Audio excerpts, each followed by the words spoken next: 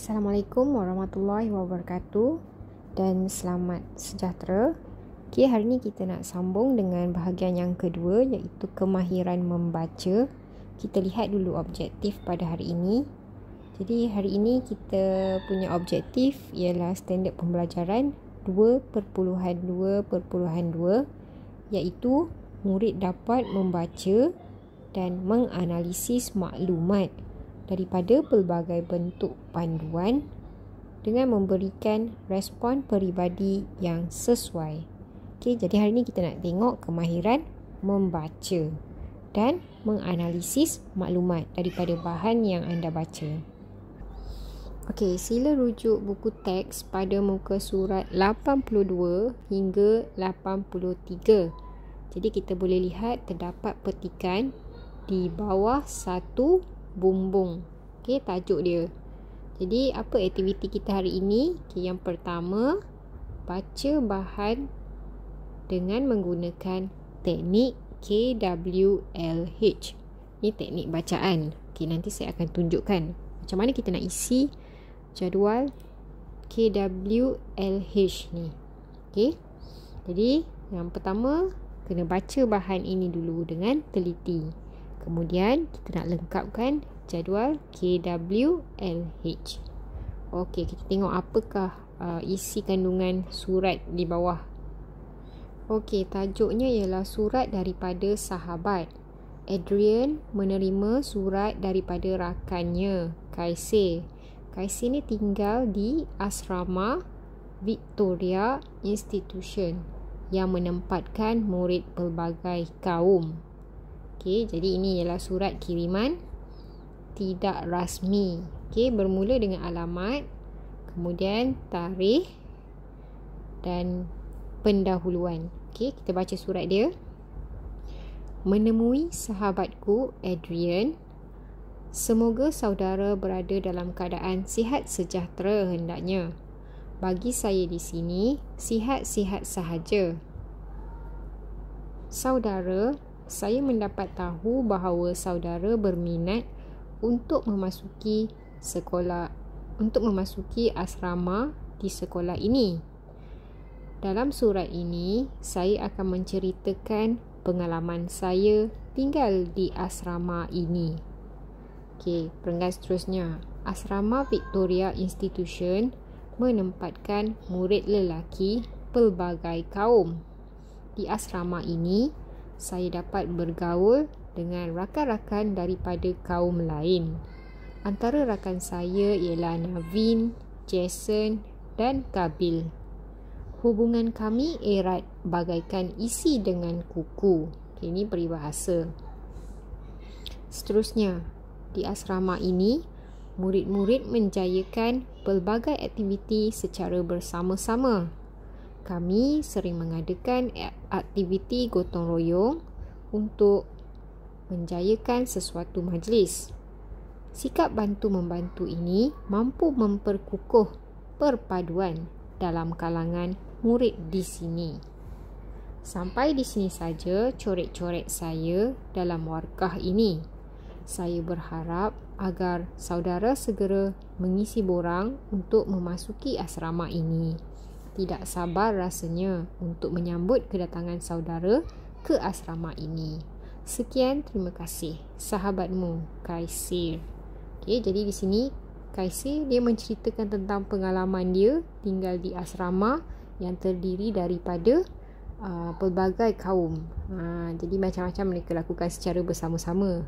Gotong royong, mengadakan apa lagi? Aktiviti seperti tengoklah kat dalam gambar Rajah ni. Kan? Beriadah bersama. Jadi seronok sebenarnya. Okey. Okey, jadi kita tengok pada muka surat 83 pula. Okey, dalam muka surat 83, kita tengok apa maklumat yang terdapat dalam muka surat ni. Okey, yang pertama, Adrian tadi berminat untuk memasuki asrama Victoria Institution setelah membaca surat daripada sahabatnya Kaisir tadi. Jadi dia nak mendapatkan maklumat tambahan tentang sekolah asrama ini. Jadi maklumat tersebut Adrian ni dia cari dalam internet. Okey, kita tengok pengenalan. Okey, apakah pengenalan asrama ni? Okey, asrama Victoria Institution ini menempatkan murid pelbagai kaum dalam sebuah asrama. Murid-murid tinggal dan belajar bersama-sama untuk memahami budaya antara satu sama lain. Okey, jadi di sini mereka tinggal dalam kalangan murid yang pelbagai kaum. Okey, seterusnya. Okey, matlamat. Apa matlamatnya? Matlamat asrama ini ialah, tengok, rakyat negara ini dapat tinggal bersama-sama dan berasa serasi antara satu sama lain pada peringkat sekolah lagi. Jadi sekaligus dapat memupuk perpaduan nasional. Macam kita lah dekat sekolah, ada Melayu, Cina, India. Jadi kita bergaul sejak daripada kecil lagi kan. Okey, seterusnya. Kriteria kemasukan. Okey, apa syarat-syarat kalau kita nak masuk asrama tadi tu? Okey, pertama haruslah warga negara Malaysia. Seterusnya, terbuka kepada semua kaum, berasal daripada keluarga yang berpendapatan sederhana atau rendah. Seterusnya, murid tidak terikat dengan sebarang projek lain seperti projek sukan atau kelas aliran agama. Okey, ini syarat-syarat nak masuk ke asrama Victoria Institution tadi. Okey, apakah keistimewaan asrama ini? Okey, kita tengok yang di bawah ni pula. Okey, antara keistimewaan asrama ini ialah dari segi akademik. Di sekolah ini mereka mengadakan program mentor-mentee. Okey, untuk membantu antara satu sama lain lah. Okey, seterusnya ada kelas persediaan berfokus. Mungkin waktu prep, kan, waktu preparation. Okey, seterusnya di sekolah ini mereka menggunakan pendekatan head count. Seterusnya dari segi co-curriculum. Dari segi co-curriculum pula, setiap murid mengikuti aktiviti co-curriculum yang dipilih. Dengan matlamat, murid tersebut akan mencapai tahap kemahiran tinggi. Jadi murid boleh pilih, kan? Okey, mana sukan yang dia gemar, yang dia suka, yang dia boleh cemerlang dalam bidang tersebut. Okey, dari segi kemasyarakatan pula, okey, di asrama ini adanya majlis permuafakatan luar dan juga sering melaksanakan program kemasyarakatan luar. Okey, seterusnya kepimpinan pula. Kepimpinan pula ada dari segi kerjaya, bimbingan kerjaya, psikososial dan kesejahteraan mental, pembangunan diri dan juga akademik. Okey, ini dari segi kepimpinan. Dan akhir sekali budaya. Okey, di sekolah ini terdapatnya pemahaman tentang perbezaan budaya, agama dan kepercayaan. Okey, selain itu menu makanannya juga dihidangkan berdasarkan menu-menu pelbagai kaum. Okey, kelas bahasa komunikasi Mandarin dan Tamil juga turut disediakan, dan sambutan perayaan juga turut disambut di sekolah asrama ini. Okey, seterusnya borang permohonan. Mana nak dapat borang? Okey, borang permohonan boleh didapati di sekolah menengah masing-masing atau boleh dibuat turun melalui laman web berikut di bawah ni lah. Okey, jadi ni iklan tentang maklumat tambahan asrama tadi tu, Victoria Institution tadi. Okey, seterusnya kita beralih kepada aktiviti hari ini. Okey, untuk hari ini yang pertama, anda dah baca tadi, baca bahan dengan teliti. Yang kedua, lengkapkan maklumat dalam rajah KWLH. Okey, nanti cikgu tunjukkan gambar rajah. Seterusnya, jelaskan faedah asrama yang menempatkan murid pelbagai kaum dari sudut perpaduan. Faedah, kebaikan. Apa kebaikan kalau kita letak murid ni pelbagai kaum dalam satu asrama? Okey, faedah tersebut saya nak anda senaraikan 5 faedah. Okey, apa faedah? Menempatkan murid pelbagai kaum dari sudut perpaduan. Okey, jom kita tengok rajah KWLH sekejap.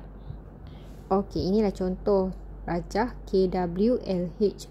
KWLH ni merupakan salah satu teknik bacaan. K itu ialah know. Maksudnya dah tahu. Perkara yang anda sudah ketahui sebelum anda membaca petikan tadi. Mungkin anda sudah tahu apa itu maksud perpaduan, kan? Okey, itu K. W adalah W ni maksudnya what. Apa. Okey, what. Apakah perkara yang hendak anda ketahui sebelum anda membaca. Okey, sebelum anda baca petikan tadi, apa yang anda rasa-rasa anda nak tahu tentang perpaduan tu. Okey, anda senaraikan. Okey, di sini what. Okey, seterusnya L. L ialah learn. Perkara yang telah anda pelajari selepas membaca. Okey, lepas kita baca petikan tadi, apa yang anda tahu? Apa maklumat tambahan yang anda ada, yang anda peroleh? Dan akhir sekali ialah H. H untuk how. How pula cara. Bagaimana cara anda mendapatkan maklumat tambahan? Contoh macam tadi, nak tahu tentang sekolah asrama Victoria tadi, kan? Apa nak buat? Kita akan cari maklumat dalam internet misalnya. Okey, jadi dengan menggunakan rajah ini, KWLH ni, cuba anda senaraikan perkara-perkara mengikut kriteria. Okey, contoh K. Apa yang anda tahu tentang perpaduan? Okey, senaraikan 5. Okey, perpaduan ni melibatkan apa? Contohnya, apa maksud perpaduan tu? Okey, nyatakan 5. Okey, W. What. Okey, what ni maksudnya apakah perkara yang anda ingin tahu tentang perpaduan? Okey, sebelum anda baca petikan tu, okey, apa anda nak tahu tentang perpaduan? Okey, cuba anda senaraikan. Okey, contoh anda nak tahu apa penting kepentingan perpaduan. Selain daripada tu, bagaimana nak mengeratkan perpaduan. Okey, anda boleh tulis dalam senarai. Okey, seterusnya L. L pula ialah learn. Apakah perkara yang telah anda pelajari? Okey, contoh macam tadi, lepas anda belajar, anda baca petikan tadi, so anda senaraikan apakah aktiviti yang dapat mengukuhkan perpaduan. Cuba anda senaraikan. Tadi anda dah baca, kan? Contohnya bergotong royong. Okey, lagi apa? Senaraikan. Okey, cara macam mana kita nak mengukuhkan perpaduan, aktiviti. Okey, last sekali how. Okey, bagaimanakah cara anda untuk mendapatkan maklumat tambahan? Okey, nak tahu maklumat tambahan tentang perpaduan tadi. Okey, anda boleh gunakan apa? Seperti internet. Okey, lagi 2, cuba anda fikirkan. Okey, jadi tugasan hari ini, lengkapkan gambar rajah KWLH ni tadi. Okey, ini yang pertama. Okey, dan jangan lupa ada satu lagi tadi. Okey, yang pertama, lengkapkan maklumat dalam rajah KWLH. Yang kedua, jelaskan faedah asrama yang menempatkan murid pelbagai kaum dari sudut perpaduan. Okey, so ini 2 tugasan untuk hari ini. Okey, apa-apa pertanyaan boleh diajukan dalam grup Telegram kita. Okey, terima kasih semua.